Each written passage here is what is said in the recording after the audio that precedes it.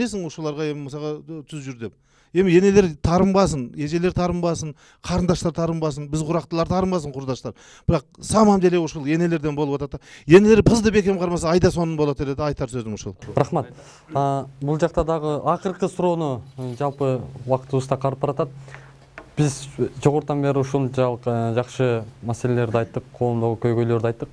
Эми бизге бир маселе болуп атат. Эмне үчүн бизге ушундай түптүү үй бүлө керек? Кандай ойлойсуздар акыркы ушул өзүңүздөрдүн ой пикириңиздерди айтсаңыздар. Мисалы мындайда түптүү үй бүлө канткенде бекем болот дегенде бир маселе бар да. Жалпы көрүүчүлөргө айтсак, биз качан түптүү болот? Мисалы сүйлөшүп турмушка чыкса дагы, ала качып турмушка чыкса дагы баары бир таттуусу, ачуусу, ысыгы, муздагы болот. Бизде бир маселе бар. Өзгөчө жаштарга бир насаат катарында айтат элем. Ошондой нерсе болгондо бизде бир маселе бар. Ошол кыздар, ошол баягы эми балада да кемчилик бар да, кызда да кемчилик бар. Ошону барып ата-энесине, курдаштарына айтат. Мен жигитим жол күйөө алаңыздар мындай деп. Анан ага ошол ата-энеси жаман карап калат. Биздин күйөө ала мындай турбайбы депчи. Ошондой нерсени жаман нерсесин өзүнө гана айтыш керек да, сыртка чыгарбаш керек. Анан баягы күйөөм дебей күйөрүм десе, аялым дебей аярым десе, демек Кудай буйрса, ошол бизде тилекке каршы ошентип айткандан кийин тигил жаштар аларга баары бир да. Анан жаштар кеңеш берет. Анда эмне аласың? Ошентип жүрө бересиңби? Анан көрүп ажыраш. Мына биз жакшынакай эле жүрөбүз. Өзүң табасың, өзүң кийинесиң деп анан ошентип карадал болуп жүргөнү канча, тие албай, тиип ажырашып жүргөнү канча. Демек бир гана ошол баягы жаман нерселерди өздөрүнө гана айтып, жакшы нерсени кайын журтка айтыш керек. Бул келиниңиз мындай жакшы, же болбосо күйөө алаңыз мындай жакшы деп. Ошондо баягы негизи адамдын жан дүйнөсүндө адамдын ички бирөө эгерде чалса сизге, албай койсоңуз, ал акмак атайын албай атат дейт. Биз балким ошол баягы сабак берип атабы, же болбосо башка иштерди жасап атабы, 85% жаман ойлойт экен. Демек баягы ошондуктан ногул жан дүйнөнү оңдош керек. Пайгамбарыбыз айтат, амали бинният дейт. Албетте ар бир амал ниетке жараша болот дейт. Демек ногул жүрөктү, ниетти тазаласак, иман менен, ислам менен байласак, Кудай буйрса келечек кенен болот. Ойлойсуңар силер, бизге эмне үчүн ушунчалык түптүү үй бүлөлөр керек? Жаштар өзүңөрдүн оюңар кыскача. Жалпы эле барып иманга такалып калат го деп ойлойм да менчи. Ушу имандуу болсо жаштарчы ошондо түптүү болот депчи. Имандуу болгондо, чоңойгондо деле эме боло албай калат, жаштайынан башташ керек да ошондочу. Жаштайынан болгондо ушул үйүнөн деле эме болбой калат. Өзүңөр айтып атпайсыздар, жалпы Россияга кетип калат, тияка кетип калат депчи. Ошону мектеп программасына кошуп коюш керек деп ойлойм да. Ошондо мектепке барып турушат алар. Ошол жактан ыйман алып эме болуп туруш керек да. Түптүү үй бүлө биз үчүн, Кудай буйрса, түптүү үй бүлөнү жакшы түптөсөк, кылымдан келген кыргызды кылымга сактап калыш үчүн, чыныгы мусулман болуш үчүн керек. Демек, түптүү үй бүлөнү түптөш үчүн ата-энелер балдарга, жаштарга жакшы тарбия берсин. Жана ата-энелер өздөрү тамеки чегип туруп, арак ичип туруп, "Эй балам, эй кызым, арак ичпе, тамеки чекпе" деген ата-энелер сасайса, түптүү үй бүлөлөр курулат. Түптүү үй бүлөдө чынында биринчиден айтмакчы ата-энелер тарбияны жакшы бериш керек. Андан кийин бул мектептерде, ар бир университет, башка жактарда, коомдук жайларда ушу ыйман сабактары, дин таануу сабактары кирсе мектептерге. Ошолор менен биз кыргызыбызды оңдоп жана сактап кала алабыз да. Жана ошондой эле жаштар дагы өздөрү аракет кылса ошо ыйман жолуна, жакшы жолго. Себеби дегенде ар бирибизге Аллах Таала акыл берген да. Акыл берип, качан адам изденсе, Аллах Таала ал адамга туура жолду көрсөтөт да. Ал эми изденбестен эле ниет кылып коюп жөн эле жүргөн болсо анда туура жолго келишибиз, ыйман, жакшылыкка келишибиз өтө кыйын болот.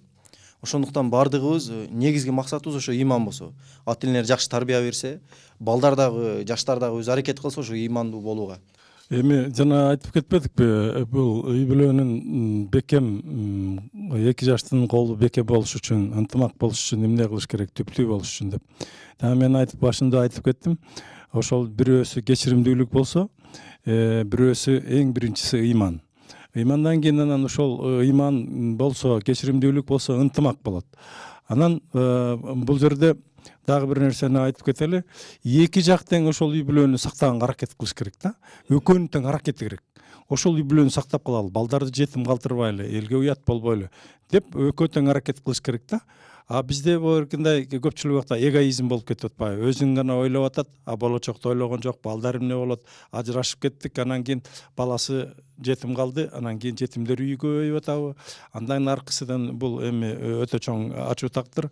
Эми мен ушу жалпы кыргыз элиме ушул эфирден пайдаланып айтып кетерим. Ошол ар бир үйлөнгөн адамдардын колдору бекем болсо, бири-бирин түшүнүшсө, бири-бирин сыйлашса, кечиримдүү болсо, ошондо анан Кудайым буйрса биздин кыргыз эли оңолот деп ойлойм. Ар бир маселени бүгүн отуруп тапсырып элебедикпи?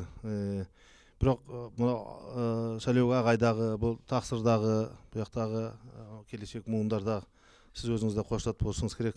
Бирок ар бир адамдын өзүнүн бир дээринде да бирдеме болуш керек окшойт да чамамда. Не бир окуган кыздар бар, карап турсаңыз айтып түшүндүрө албайсың да. Айылдан ушул бир келген канча бир убакыттар, бир 10 жыл, 15 жыл ата энесин жаныбай мал багып келген бир кыздарды көрөсүң.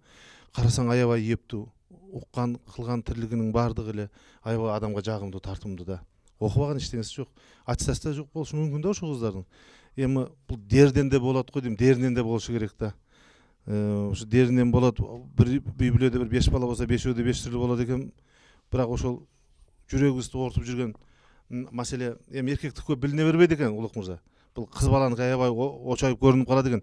Маселен, кыска эле бир сөз, кафелерге кирсеңиз, мынау жанагы официанткалар деп коебуз го. Эми обслуживать этип жүргөнүн көрсөңүз, эми мындай аткарып жүргөнүн көрсөң, тим эле бирдеме айтсаң, чуркап кетсең, жака чуркап барып кайра чуркап келип калат. Чайып келеби мына десең, чайды чуп барып кайра келип калат. Могу төгүлүп калды, жыйнап кетсең, кеп шыпырып кетет. Эми ошону үйүндө кылбайт да булар. Жаман көңүлүн калат да ушуларга. Ошону күйөөнө кылса кана эле. Ошону кайната кайненесине кылса кана эле. Ошондой мамилени аны эч ким жибербейт андай келин. Ушу күйөөсүнөн ажырашып кетсе да кайнатасы менен кайненеси алып калат эле да ошончу. Сен өзүң акмаксың, бул келинди жибербейсиң, кандай жакшы келин деп. Эми кыздарыбыздан болуп атат, ошондуктан мына кыздарыбыз жакшы болсун, кыздарыбыздын энеси жакшы болсун. Бизге түптө үй бүлө эмне үчүн керек? Биздин кыргыз мамлекети үчүн керек да. Кыргызстандык мамлекетти жоготуп албаш үчүн керек.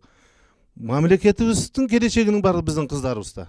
Кыздарыбыз жакшы болот болсо, эркектер эч жака барбайт, башка күйөөгө тийбейт, башка улуттагыларга тийбейт, өзүбүздүн эле башка Кытайга, башка бир улуттарга тийип кетип калбайт. Өзүбүздүн кыргыздарга эле тийип, кыргыздар эле улантып эле биздин мынау чаңырагыбызды көтөрүп, боз үйдүн чаңырагын көтөрүп кармап туратын болсо, ошо кыздарыбыз болсо, биздин мамлекетибизде, биздин керегибиз дагы, биздин жарагыбыз дагы ушул да. Мен ушундай деп билем. Чоң рахмат. Мына урматтуу телекөрүүчүлөр, сиздер бүгүн биздин ушул үй бүлөдөгү ажырашуу себептери туурасында талкуубузга күбө болдуңуздар. Бүгүн биз ушул кыргыз коомчулугундагы өтө көйгөйлүү болуп жаткан маселелерге бир канча агайларыбыз ой пикирлерин билдирди. Кайрадан эфир аркылуу аманчылыкта көрүшкөнгө чейин саламатта болуңуздар.